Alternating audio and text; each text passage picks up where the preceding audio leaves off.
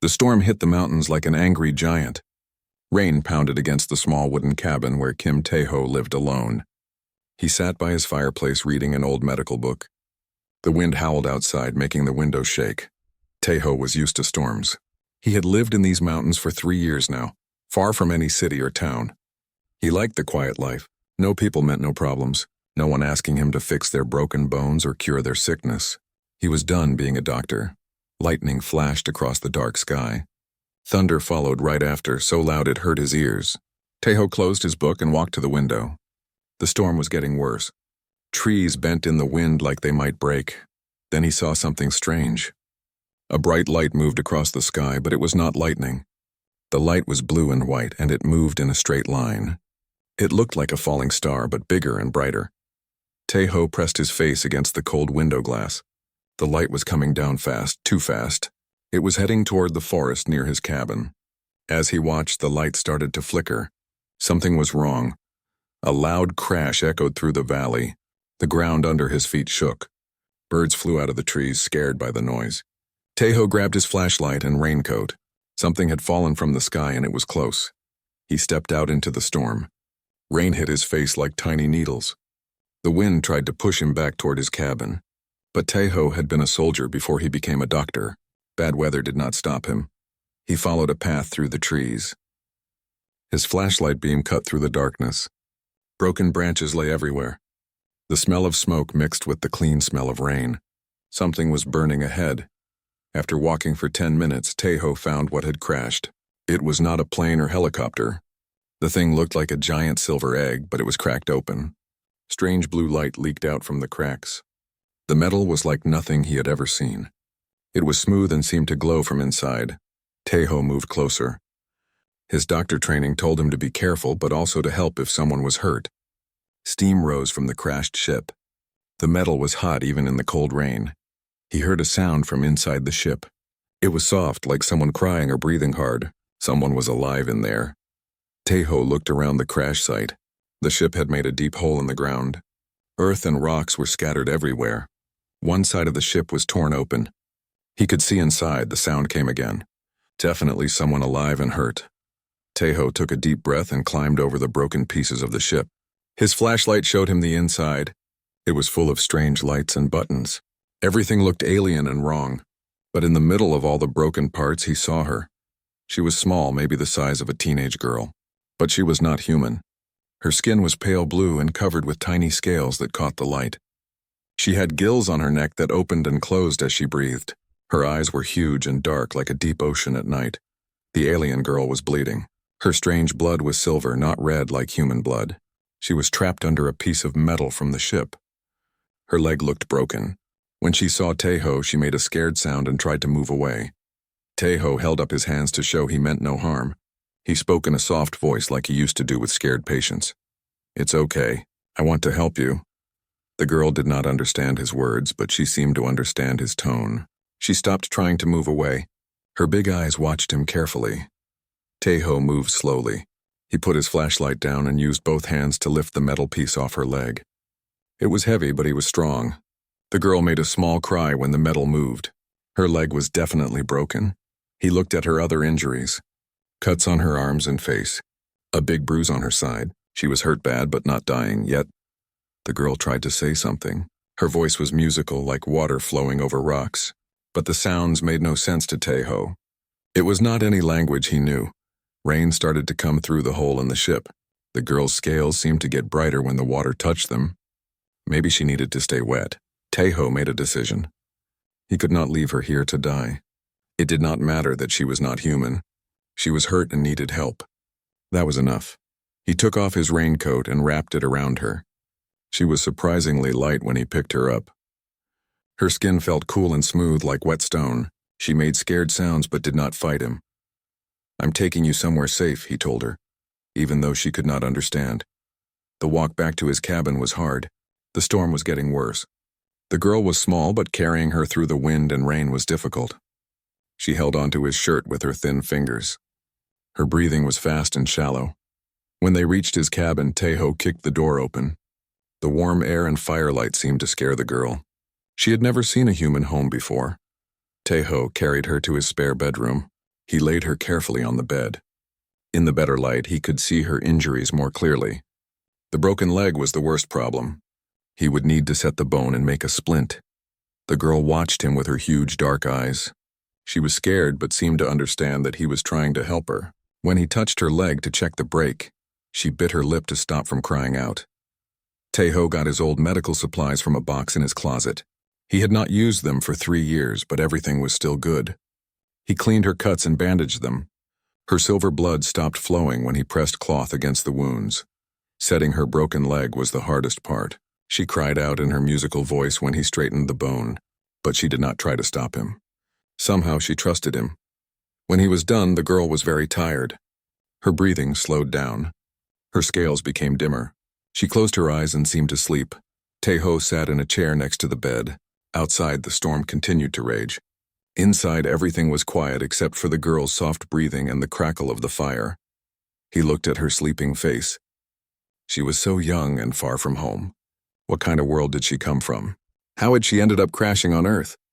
These questions would have to wait. Right now, she needed rest and time to heal. Taeho pulled a blanket over her and dimmed the lights. Tomorrow, he would figure out what to do next.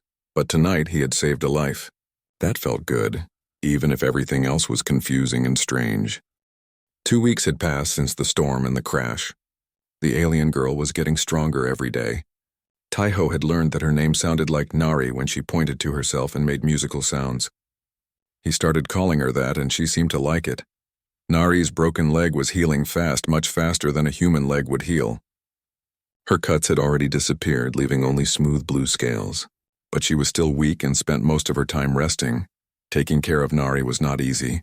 She needed water on her skin every few hours or her scales would become dull and dry. Taeho filled his bathtub with cool water twice a day so she could soak. At first she was scared of the bathroom, but now she understood it was to help her. Food was another problem. Nari could not eat human food. Meat made her sick. Vegetables were a little better, but she did not like most of them. She seemed to need things from water. Fish, seaweed, anything that lived in rivers or oceans. Taeho had to drive to the nearest town to buy fish from the market. The store owner thought it was strange that the hermit suddenly needed so much fish. Communication was getting better. Nari was smart and learned quickly. She pointed at things and Taeho would say the English word. Then she would try to copy the sound with her musical voice. She could not make all the sounds humans made, but she was trying. Taeho found pieces of her broken translator device in the crashed ship. Most of it was destroyed, but some parts still worked. Sometimes it would beep and say a few words in English. The words did not always make sense, but they helped. Grateful, protector, safe place, the device said one morning when Nari was trying to tell him something. Taeho smiled at her. You're welcome, Nari, you're safe here. But lately something was changing about Nari. It started small. Her scales began to glow brighter, especially at night. The light was soft and beautiful, like moonlight on water. At first, Taeho thought it meant she was getting healthier. Then her behavior started to change too. She became more active at night. Instead of sleeping, she would sit by the window and look at the stars. Sometimes she made soft calling sounds like a bird singing. The sounds were sad and lonely. During the day, she followed Taeho around the cabin more than before. She wanted to be near him all the time. When he cooked food, she stood close to him. When he read by the fire, she sat on the floor beside his chair. If he went outside to get firewood, she watched him through the window. Taeho thought she was just scared to be alone. That made sense. She was far from home and everything was strange to her. But then the calling sounds at night got louder. They were beautiful but haunting. The sounds seemed to go on for hours. Taeho started wearing earplugs to sleep, but even then he could hear them. One night the calls were so loud they woke him up even with earplugs. He got out of bed and went to check on Nari. She was standing by the window in her nightgown and her whole body was glowing. The light pulsed like a heartbeat. Her scales shimmered with colors he had never seen before, deep blue, silver, and pale green. When she saw him, she turned and made a complex series of musical sounds. Her broken translator beeped and said a few words. Time. Choosing. Worthy. Bond. Taeho did not understand what she meant. He thought maybe she was homesick and trying to call to her family among the stars. Are you okay, Nari? He asked softly. She looked at him with her huge dark eyes. The glowing got brighter. She reached out and touched his hand with her cool fingers. The touch sent a strange tingling feeling up his arm. She said something in her language, then the translator said, "You, chosen protector, good." Teho squeezed her hand gently. "I'll always protect you, Nari, you don't have to worry." The glowing seemed to pulse happier when he said that. Nari smiled, showing small white teeth. She was beautiful when she smiled, in an alien way that made his heart feel strange. The next morning brought a new problem. Government drones were flying over the mountains. Teho saw them through his binoculars, small black shapes moving in search patterns. They were looking for something. Probably the crashed ship. He had to hide the evidence. Over the next few days, he made trips to the crash site. He buried the pieces of Nari's ship under rocks and dirt. It was hard work, but necessary. If the government found alien technology, they would search the whole area. Nari seemed to understand the danger. She stayed inside and away from windows when the drones flew over. Her body stopped glowing during the day, but at night it was brighter than ever. The calling sounds changed too. They became more complex with patterns that repeated. Sometimes Teho thought he heard something like music in them.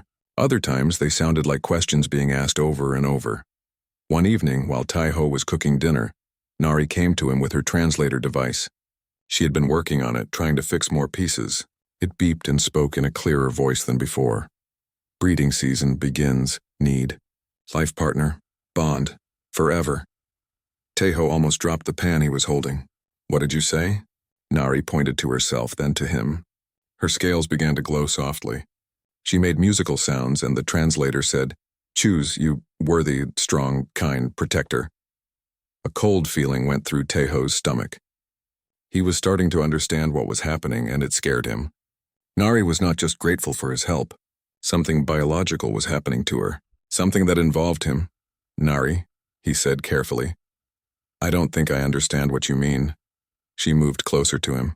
Her glowing got brighter. She touched his arm again, and this time the tingling feeling was stronger. She said something long and musical, and the translator worked hard to change it to English. "Special time comes. 7 years. Choose mate, protector. You saved. You worthy. Bond begins. Life together, babies, future." Teho stepped back. His heart was beating fast. This was not what he had expected when he rescued her from the crash. He had wanted to help an injured person, not become part of some alien mating ritual. "Nari, I don't think that's a good idea," he said. The glow around her body flickered and dimmed. Her eyes became sad. She made a soft, hurt sound. The translator said quietly, "Not worthy? Not want?" Nari? Teho felt terrible. He did not want to hurt her feelings, but this was too much. He was a human. She was an alien. They were from different worlds, different species. How could they be life partners? "It's not that," he said gently. "You're wonderful, Nari, but we're very different. I don't know if this is possible." Nari listened to the translator change his words to her language. Her scales became very dim. She nodded slowly and walked away from him. She went to her room and closed the door. That night there were no calling sounds, no glowing light under her door. The cabin was completely quiet except for the wind outside. Teho lay in bed feeling confused and guilty. He had saved Nari's life, and now she thought he was rejecting her completely. But what else could he do? He knew nothing about alien biology or mating customs. This was too big and strange for him to handle alone. He needed help. He needed someone who understood aliens and biology. He needed someone who could explain what was really happening to Nari. Tomorrow he would call his old friend Sujin. She was a scientist who studied alien life. If anyone could help him understand this situation, it would be her. But first he had to figure out how to talk to Nari again. How to make her understand that he cared about her, even if he could not give her what her body was telling her she needed. Outside, the government drones continued their search. Inside, an alien girl was going through changes that neither she nor her human protector fully understood. The situation was getting more complicated every day. Dr. Park Soo-jin arrived at Teho's cabin on a cold morning, 1 month after the crash. She drove her small car up the mountain road, bringing supplies and a worried expression. Teho had called her 3 days ago, asking her to come visit. He sounded strange on the phone, but he would not explain why. Sujin was one of the few people who knew where Taiho lived. They had worked together at the hospital before he left to become a hermit. She was a xenobiologist now, studying alien life forms that had been discovered in recent years. When Earth made first contact with other species, scientists like Sujin became very important. Taiho met her at the door. He looked tired and stressed. His hair was messy and he had dark circles under his eyes. "Sujin, thank you for coming," he said, hugging her quickly. "I need your help with something. Something big." "You look terrible," Sujin said, setting down her bags. "What's going on?" "You were always the calm one at the hospital." Taiho looked nervous. "I have to show you something. But first you have to promise me you won't tell anyone else. Not the government, not other scientists. No one." Sujin raised her eyebrows. "Taiho, what have you gotten yourself into?" "Promise me," he said seriously. She studied his face. They had been friends for years. She trusted him. "Okay, I promise." "What is it?" Taiho led her into the cabin. "There's someone I want you to meet. She's different." They walked to the spare bedroom. Taiho knocked softly on the door. "Nari, I have a friend here. She's a doctor like me. She wants to help." The door opened slowly. Sujin gasped and stepped backward when she saw who came out. Nari stood in the doorway wearing one of Taiho's old shirts and some pants that were too big for her. Her blue scales caught the light from the window. Her gills moved slowly as she breathed. Her huge dark eyes looked at Sujin with curiosity and fear. "This is Nari," Taiho said quietly. "Her ship crashed in the storm a month ago. I've been taking care of her." Sujin stared at Nari with her mouth open. As a xenobiologist, she had studied pictures and videos of many alien species. But she had never seen one in person, especially not this close. "She's Valen," Sujin whispered. "Oh my God, Taiho. She's Valen. You know her species?" Taiho asked. Sujin nodded slowly, never taking her eyes off Nari. "We've been studying their communications for 2 years. They're from the Kepler system. Very advanced, very peaceful. But Taiho," her voice became worried. "Look at her scales. Look at how they're glowing." Taiho looked at Nari. Her scales were indeed glowing softly, even in the daylight. "They had been doing that more often lately. Is that bad?" he asked. Sujin walked closer to Nari, moving slowly like she was approaching a wild animal. She spoke in a gentle voice. "Hello, Nari, I'm Sujin. I'm a friend." Nari tilted her head and said something musical.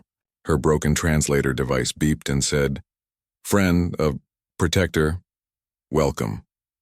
"Protector?" Sujin looked at Taiho with a strange expression. "She calls you protector?"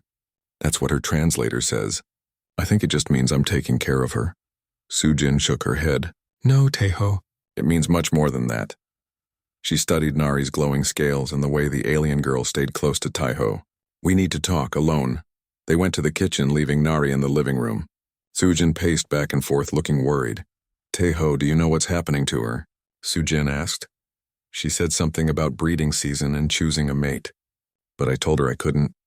I mean, we're different species. It's not possible." Sujin stopped pacing and looked at him seriously. "It's not about mating in the way humans think. Valens are dying out, Taiho. Their whole species is on the edge of extinction." "What do you mean?" "They've lost the ability to form pair bonds. For Valens, choosing a life partner is not just about having babies. It's about emotional and psychic connection. They need to feel completely safe and protected before they can reproduce. But their society became too advanced, too cold. They forgot how to care for each other deeply." Taiho sat down heavily in a chair. "So what does that have to do with me?" "Every 7 years, young Valen females go through a bonding cycle. Their bodies prepare for mating, but more importantly, their minds open up to find someone they can trust completely, someone who will protect them no matter what." Sujin pointed toward the living room where Nari was sitting. "She's in that cycle right now. The glowing, the calling sounds at night, the way she follows you around, those are all signs. And she's chosen you as her protector." "But I'm human," Taiho said. "How can I be her protector?" "That's exactly why she chose you," Sujin said. "You saved her life. You took care of her when she was hurt. You gave her food and shelter without asking for anything back. Valens can sense genuine kindness. She knows you would never hurt her." Taiho felt sick. "What happens if I reject her?" Sujin's face became very serious. Rejected Valen females usually die within a few weeks. Their bodies shut down from the psychological trauma. It's like dying of a broken heart, but worse. And if I accept, then you become bonded for life. Valen's mate for life, Tejo. Once the bond is formed, you'll be connected to her forever. You'll be able to sense her emotions and she'll sense yours. You'll want to protect her and she'll want to make you happy. Tejo put his head in his hands. This is impossible. I just wanted to help her. I know, Sujin said gently, but sometimes helping someone has consequences we don't expect. They heard Nari making soft calling sounds from the living room. The sounds were sad and lonely. She knows we're talking about her, Sujin said. Valens are very sensitive to emotions. She can probably feel your confusion and fear. What should I do? Before Sujin could answer, they heard a loud sound outside. Helicopter blades cutting through the air. Then another sound. Vehicles driving up the mountain road. Tejo looked out the window and felt his blood turn cold. Military trucks were coming up the path to his cabin. Soldiers in green uniforms were getting out. A helicopter circled overhead. They found us, he said. Sujin grabbed his arm. Tejo, if they take her, they'll kill her. Not on purpose, but they'll put her in a lab for study. Valens can't survive in captivity. The stress will kill her faster than rejection. The calling sounds from the living room became louder and more frightened. Nari had heard the vehicles too. A voice spoke through a megaphone outside. This is Colonel Lee Dasam of the Earth Defense Force. We know you have an alien entity inside. Come out with your hands visible and surrender the entity for research. Tejo looked at Sujin. Research? They want to cut her up and study her. That's what they do with alien specimens, Sujin said sadly. Nari appeared in the kitchen doorway. Her scales were glowing very brightly now and she was shaking with fear. She ran to Tejo and grabbed his arm. Protect her, she said in her musical voice. Her translator beeped. Danger! Soldiers, take away! No, please, no! Tejo looked down at her scared face. This young alien girl trusted him completely. She believed he would keep her safe. How could he let the soldiers take her away to die in some government lab? You have 30 seconds to comply, the voice outside said. Sujin grabbed communication equipment from her bag. I'm going to call my contacts at the university. Maybe they can help. But Tejo was not listening to her. He was looking at Nari's frightened eyes. She was depending on him. She had chosen him as her protector, and now it was time to prove whether that choice was right. He made his decision. He would not let them take her. Whatever the cost, whatever it meant for his future, he would protect Nari. She had trusted him with her life, and he would not break that trust. The soldiers were at his door now, ready to break it down. Nari pressed close to him, her whole body glowing with fear and hope. Don't worry, Tejo whispered to her. I won't let them hurt you, he meant it. Even if it cost him everything, he would keep her safe. That was what protectors did. The front door of the cabin shook as soldiers pounded on it. Colonel Lee Dasam's voice came through the megaphone again. Final warning. Open the door or we will break it down. Tejo held Nari close to him. She was shaking with fear, her scales glowing so brightly they lit up the dark kitchen. Sujin was on her phone speaking quickly to someone at the university. They're not listening, Sujin said, ending her call. The military has full authority in alien contact situations. The door splintered and broke open. Soldiers in heavy gear rushed into the cabin, pointing weapons in all directions. Their leader was a tall woman with short black hair and hard eyes. Her uniform had many medals. I am Colonel Dasam, she said, looking around the room. Where's the alien entity? Tejo stepped in front of Nari, trying to hide her behind him. She's not an entity. She's a person. Her name is Nari and she's hurt and scared. Step aside, Mr. Kim, the colonel said. We have orders to secure the alien for national security research. Research? Tejo's anger flared. You mean torture her in a lab until she dies? Colonel Dasam's expression did not change. The alien represents a potential threat to Earth. We need to study its biology and technology. Step aside, Nari made a frightened sound behind Tejo. Her glowing became even brighter. Sujin stepped forward. Colonel, I'm Dr. Park Sujin, xenobiologist. This alien is Valen. They're a peaceful species. She's not a threat to anyone. All aliens are potential threats until proven otherwise, the colonel said. Soldiers, secure the entity. Two soldiers moved toward Tejo and Nari. Tejo spread his arms wide to block them. No, he said firmly. I won't let you take her. The soldiers hesitated. They did not want to hurt a human to get to the alien. Nari suddenly stepped out from behind Taiho. Her scales were now glowing so brightly that the soldiers had to squint. She faced Colonel Dasam and spoke in her musical language. Her translator device, which she carried in her hand, worked hard to change her words to English. I am Nari, daughter of Elder Council, Valen System. I claim diplomatic protection under galactic law. This human is my chosen protector. You cannot take me from him. Colonel Dasam laughed coldly. Galactic law? There is no galactic law on Earth. You're on our planet now. But Sujin's eyes went wide.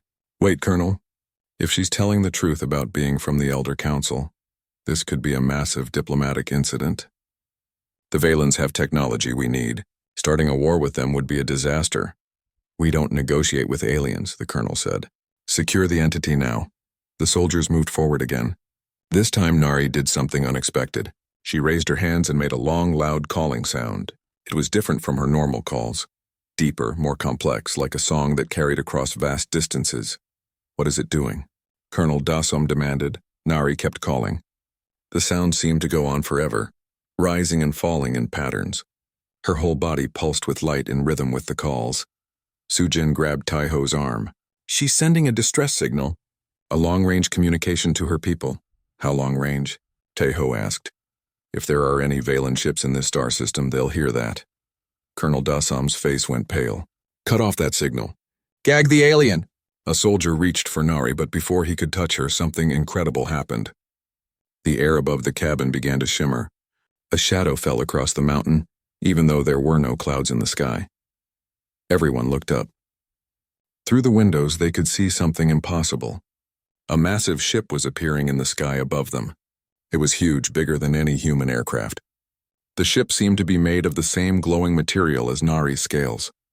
It had been invisible, but now it was becoming visible. Valen warship, Sujin whispered. They were here the whole time, cloaked and waiting. Nari's calling stopped. She looked up at the sky and smiled. Her translator said, Family comes for Nari. The soldiers all pointed their weapons at the sky.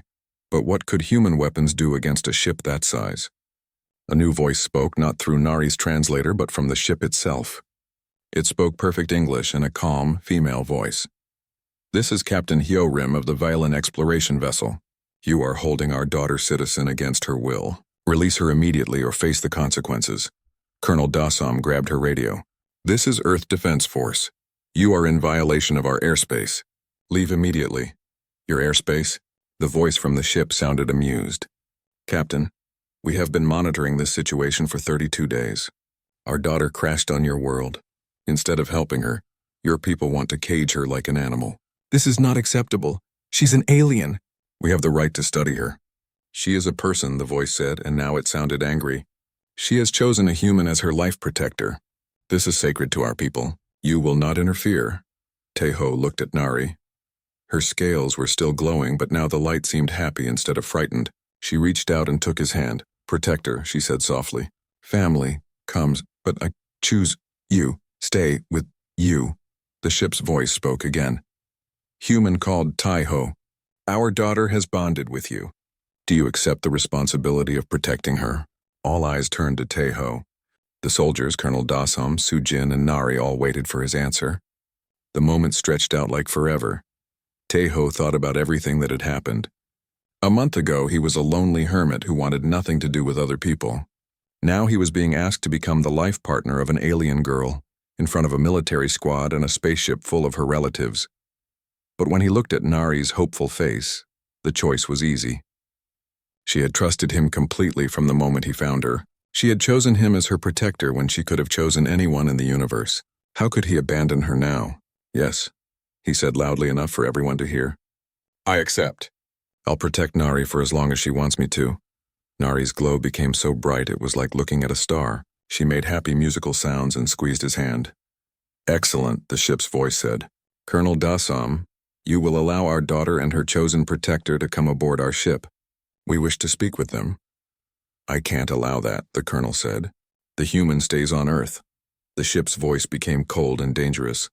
Colonel, you have 3 minutes to step away from our daughter and her protector.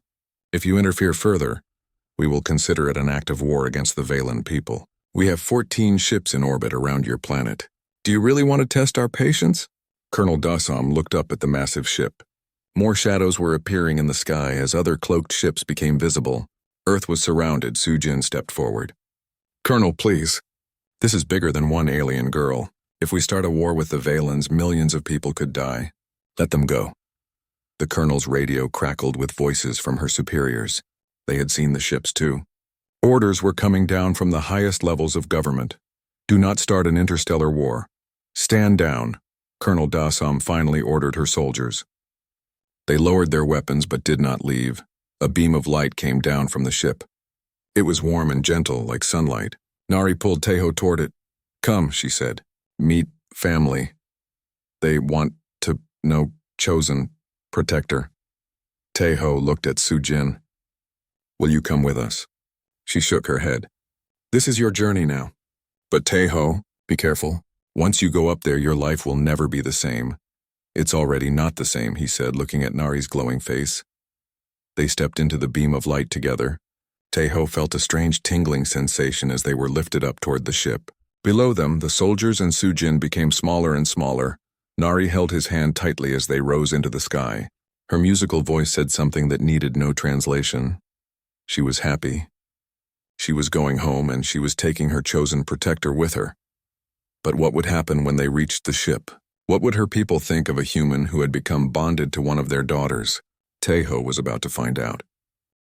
The inside of the Valen ship was unlike anything Teho had ever seen.